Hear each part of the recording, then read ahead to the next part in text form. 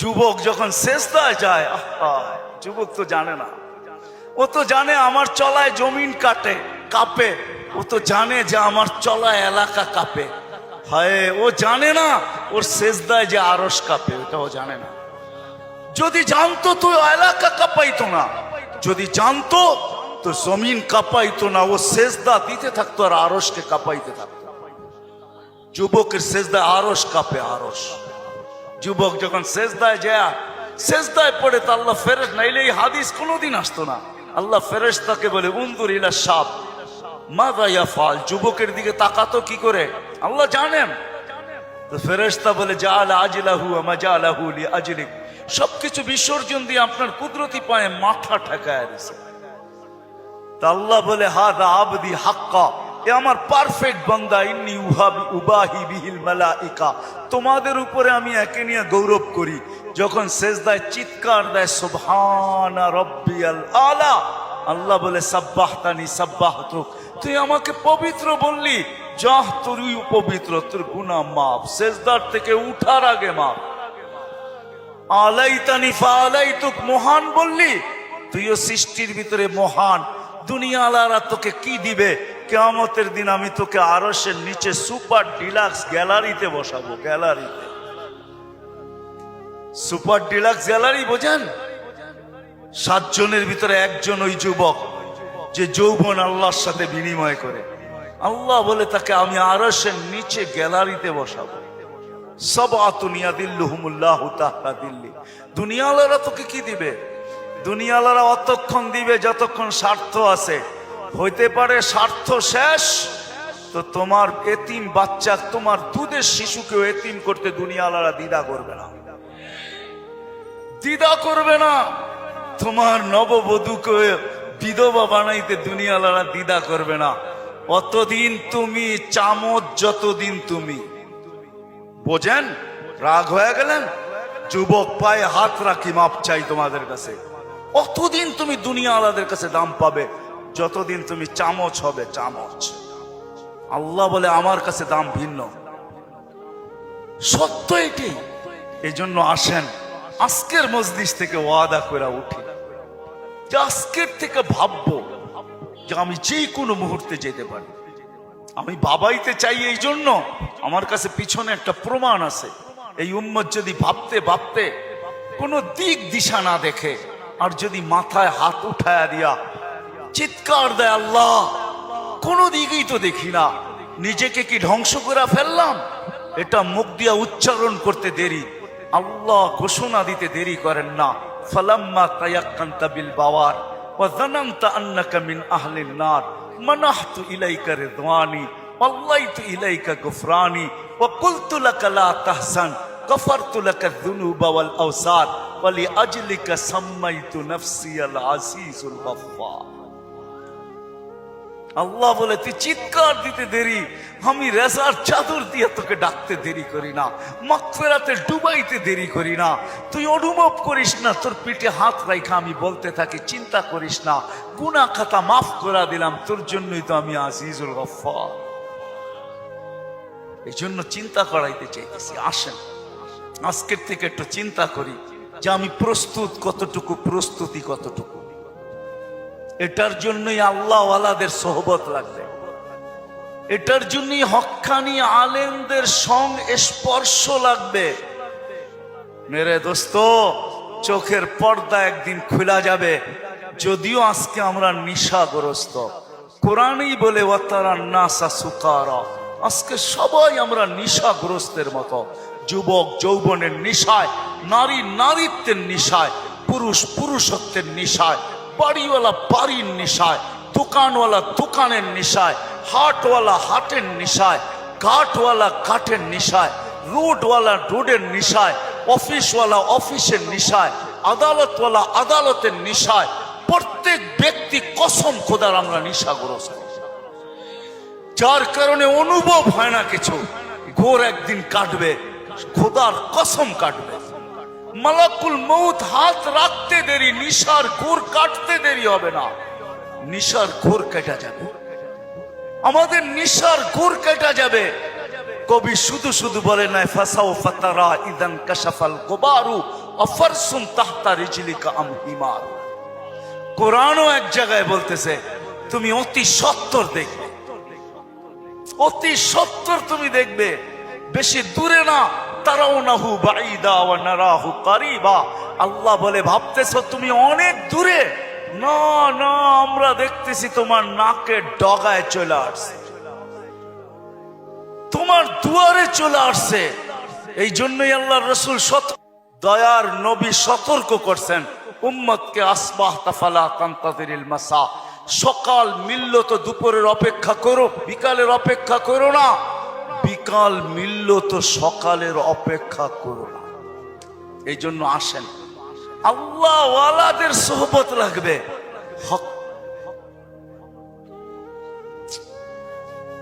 আল্লাহ ওয়ালাদের সোহবত লাগবে, হক্কানি ওয়ালাদের সোহবত লাগবে।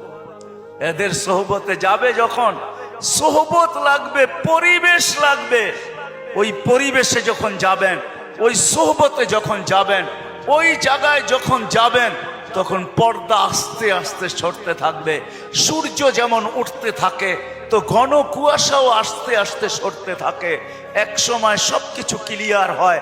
হক্কানি ওয়ালাদের, আল্লাহ ওয়ালাদের সোহবতে যখন যাবেন, তখনই নিশা কাটতে থাকবে।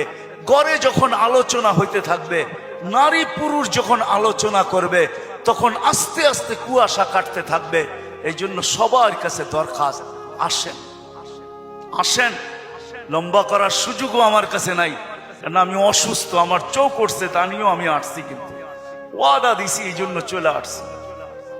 আমি আসছি গত 9 তারিখে, 1 মাস টানা সফর করার পরে আমেরিকা থেকে আসছি। আসার পরের দিন থেকে অসুস্থ, আর প্রতিদিনই প্রোগ্রামে যেতে হয়, কেননা ওয়াদা।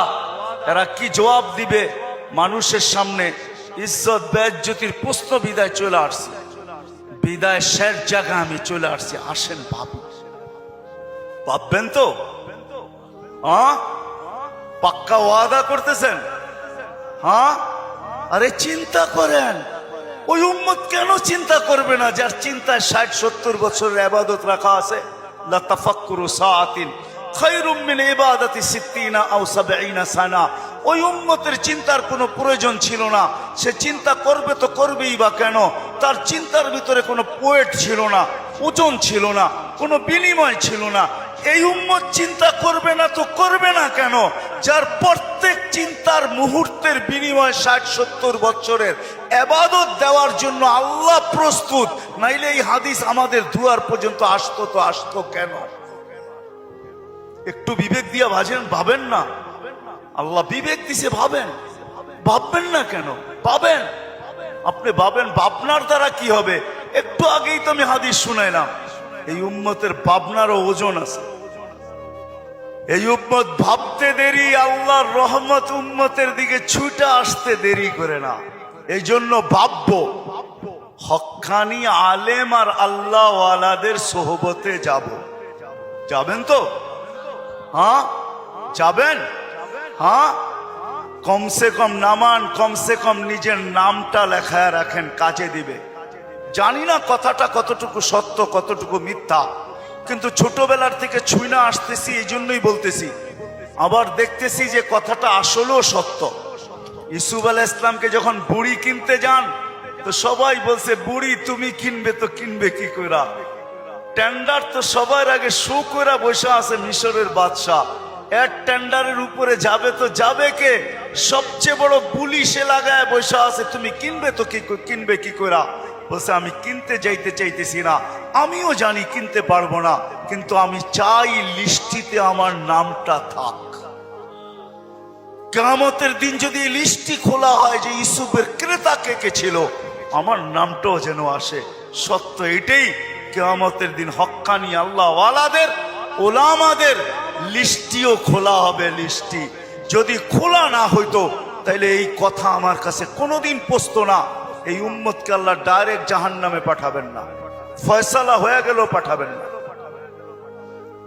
ডাইরেক্ট পাঠাবেন না। অন্য উম্মত ফয়সালা হবে সিধা জাহান্নামে, এই উম্মত যাবে না। এই উম্মতকে আল্লাহ এক জায়গায় নিয়ে জড়ো করবে। জড়ো করা বোঝেন তো? একত্রিত করবে। ওই জায়গায় নিয়ে করবে যেই জায়গা দিয়ে আলেমরা জান্নাতে যাবে। যখন আলেমরা ওইখান দিয়ে অতিক্রম করবে তো আল্লাহ পুরা মজমাকে বলবে, কে কাকে চিনো, কাল লিস্টিতে কার নাম আছে, তাড়াতাড়ি ধরো, চলা কিন্তু গেল। তো যায়া ধরবে, হযরত আপনার লিস্টিতে তো আমার নাম আছে, আপনাকে তো আমি চিনি, মহব্বত ছিল, ভালোবাসা ছিল, আসা যাওয়া ছিল, উঠা বসা ছিল, চলাফেরা ছিল, খাওয়া লওয়া ছিল, আর শুনেও আসতেছি আপনারা সুপারিশের অধিকার পাইছেন, আল্লাহ আপনাদের সুপারিশ কবুল করবে, আমাদের ফয়সালা জাহান্নাম হয়ে গেছে, একটু যদি হাত উঠায়া দিতেন হয়তো নিষ্কৃতি পাওয়া যেতাম। তো আলেমরা দেখবে যে ঠিক কিনা তার কথা, ওইখানে আল্লাহ প্রমাণিত করবে প্রজেক্টরের ভিতরে, দেখতে সে যা বলবে ওটা সত্যায়িত হইতে থাকবে। তারপরে আলেমরা সম্মিলিতভাবে আল্লাহকে বলবে, আল্লাহ আমরা জান্নাতে যাব না। তা আল্লাহ বলবে, কেন যাবে না? এরা সবই তো আমগো লিস্টির মানুষ, সবই তো পরিচিত, এরা দুযোগে চলে যাবে আর আমরা জান্নাতে চলে যাব। রাসূলুল্লাহ সাল্লাল্লাহু আলাইহি ওয়াসাল্লামকে মুখ দেখাবো তো দেখাবো কি? যাব না। বলছে কেন, কখন যাবে? এদেরকে দিলে যাব। তা আল্লাহর রহমত জোশ আসবে, আল্লাহ বলবে যে যাকে চিনো নিয়ে চলে যাও, এটার নামই সুপারিশ। এই জন্য বলি কমসে কম নামটা রাখেন লেখা, যান সম্পর্ক জোড়েন আল্লাহ ওয়ালাদের কাছে, আর বলেন হুজুর আমার নামটা একটু লেখা রাখেন, যে আপনার সাথে আমার সম্পর্ক লেখা রাখেন। চড়বেন তো, নাইলে আমি এত লম্বা কথা বলতাম না। আর তৃতীয় হইল, আজকের থেকে কোনোদিন নামাজ ছাড়বো না, ওয়াদা কিন্তু পাক্কা। যেইখানে থাকি, যেই অবস্থায় থাকি, যেইখানেই থাকি ওইখানেই দাঁড়ায় যায়। দুনিয়ার কিছু নামাজ আছে, এক নামাজে জান্নাত আছে। হ্যাঁ হ্যাঁ আছে, হুজুরকে জিজ্ঞেস করেন। পাহাড়ের চূড়ায় আজানের আওয়াজ গেছে, ওইখানেই দাঁড়ায় গেছে আল্লাহু আকবার। চূড়ার নামাজ তাকে জান্নাত দিবে, জান্নাত। হ্যাঁ, ক্ষেতের ভিতরে আছে, ক্ষেতের আইল বলেন আর লাইল বলেন আর যেটাই বলেন, ক্ষেতের ভিতরে আছে, আজানের আওয়াজ আসছে, ওইখানেই আতাইলের ভিতরে বলেন আর লাইলের ভিতরে বলেন আর আইলের ভিতরে বলেন, গামছা বিছাইছে আর আল্লাহু আকবার। মালিক তুই বড়, আমার ক্ষেত বড় না। অফিসে আছে, কাজ করতে করতে ছুটার রাস্তা নাই, চেয়ারের পাশেই দাঁড়ায় গেছে আল্লাহু আকবার। এই সমস্ত ক্ষেত্রগুলা জান্নাত ওয়াজিব করে দেয়, ওয়াজিব।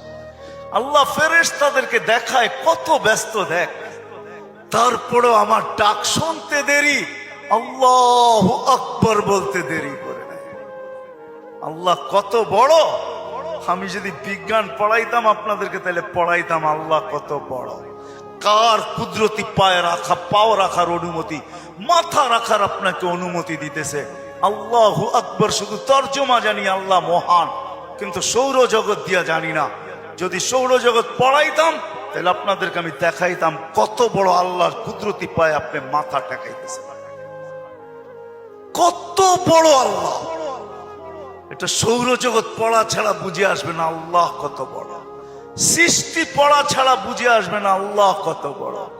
উর্দু জগৎ পড়া ছাড়া বুঝে আসবে না আল্লাহ কত বড়। তখন আল্লাহ বড় বলবেন, কিন্তু দিয়া বলবেন, কিন্তু দোকান। আল্লাহ বড় মানি, কিন্তু দোকান কার কাছে রেখা যাব, অফিস কার কাছে রেখা যাব, ক্ষেত খামার কার কাছে রেখা যাব, কিন্তু বলবেন। আর যদি আল্লাহকে চিনার মতো চিনেন, তাহলে ওই সাহাবীর মতো বলবেন, নামাজে ব্যথা,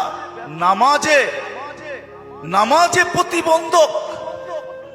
পাখি বাগানের ভিতরে ফরফর করতেছে, নামাজের ধ্যান ছুটা গেছে। ঘন বাগান ছিল, খেজুরের বাগান, তো পাখি ফরফর করতে যায়, নামাজের থেকে ধ্যান ওইদিকে সরা গেছে।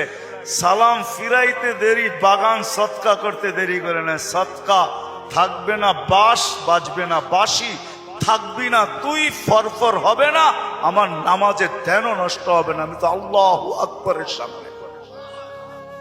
আল্লাহকে যদি চিনে তাহলে ওই আবু দাহদার মতো হয়।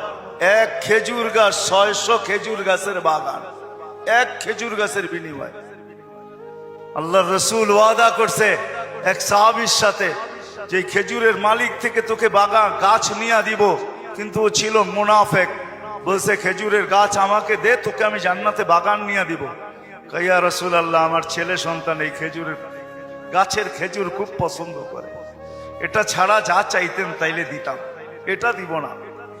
আবু দাহদা পাশে দাঁড়ায়া শুনতেছিল, তো বলছে ইয়া রাসূলুল্লাহ, কানে কানে আমি নিয়া দিলে দিবেন? অবশ্যই দিব, কেননা উনি মুনাফিকের রক চিনতেন।